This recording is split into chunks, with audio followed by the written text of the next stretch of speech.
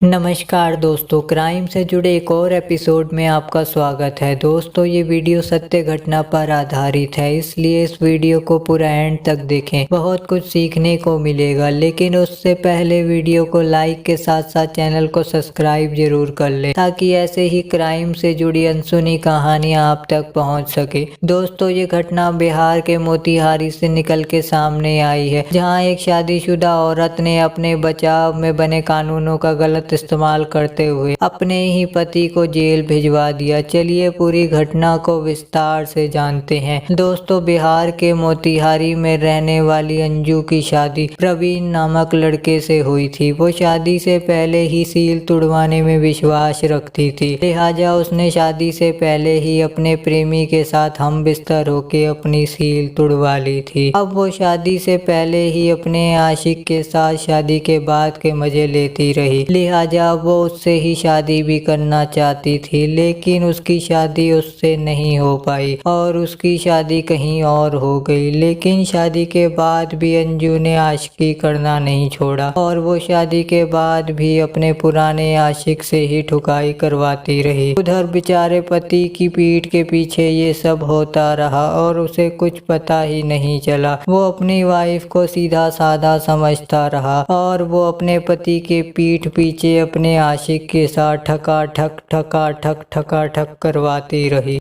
लेकिन फिर सितंबर में उसके आशिक को दिल्ली में काम मिल गया और वो गांव से दिल्ली आ गया और दिल्ली में ही काम करने लगा। वहीं अंजू अब अपने प्रेमी से दूर होने की वजह से अपने प्रेमी की जुदाई बिल्कुल भी बर्दाश्त नहीं कर पाई। उसे तो अब उसका ही हाथी चाहिए था। उसे अपने आदमी का हाथी भी अब छोटा लगने लगा था, इसलिए वो अब सिर्फ उसके ही हाथी को अपने खेत में घूमने देना चाहती थी। लिहाजा अब उसने अपने आशिक के पास दिल्ली जाने का फैसला कर लिया और उसके जाने के एक हफ्ते के बाद ही अंजू भी अपने घर से भाग के दिल्ली उसके पास पहुंच गई और अब उसके साथ ही रहने लगी। इधर अंजू के ससुराल वालों को जब पता चला कि अंजू घर से भाग गई है तो उन्होंने इसकी जानकारी अंजू के मायके वालों को दी, लेकिन अंजू के घर वालों ने उल्टा दहेज का केस अंजू के ससुराल वालों पे लगा दिया और उन्होंने कहा ये काफी टाइम से अंजू को परेशान कर रहे थे और 50,000 रुपए और एक बाइक की मांग कर रहे थे और ऐसा ना होने पे इन्होंने अंजू को मार दिया। इधर जैसे ही अंजू के मायके वालों ने FIR दर्ज करवाई, पुलिस ने तुरंत कार्रवाई करते हुए अंजू के पति को हिरासत में लेके उसे जेल भेज दिया। अब अंजू का पति जेल तो चला गया, लेकिन पुलिस को अभी तक अंजू की लाश नहीं मिली थी, लिहाजा अब पुलिस को अंजू की लाश भी ढूंढनी थी। तो अब पुलिस ने अंजू की छानबीन करना शुरू की। उन्होंने जब अंजू की कॉल डिटेल निकलवाई तो पाया वो एक लड़के से काफी लंबी लंबी बातें किया करती थी। फिर जब पुलिस उस लड़के को ढूंढते हुए दिल्ली पहुंची तो पुलिस के भी होश उड़ गए, क्योंकि पुलिस अब तक जिसे मरा हुआ समझ रही थी वो जिंदा थी और अपने प्रेमी के साथ दिल्ली में रह रही थी। जिसके बाद पुलिस उसे दिल्ली से बिहार वापस लेके आई। तो दोस्तों, देखा आपने, उसका पति जिसने कोई जुर्म नहीं किया था वो बिना किसी वजह के ही जेल चला गया, सिर्फ कानून का गलत इस्तेमाल होने की वजह से। दोस्तों, उम्मीद है आपको इस घटना से बहुत कुछ सीखने को मिला होगा। अगर वीडियो पसंद आई हो तो जाते जाते वीडियो को लाइक के साथ साथ चैनल को सब्सक्राइब जरूर कर ले, ताकि ऐसे ही सच्ची और अनसुनी घटनाएं आप तक पहुंच सके। मिलते हैं कल एक और ऐसी ही सच्ची घटना के साथ। धन्यवाद।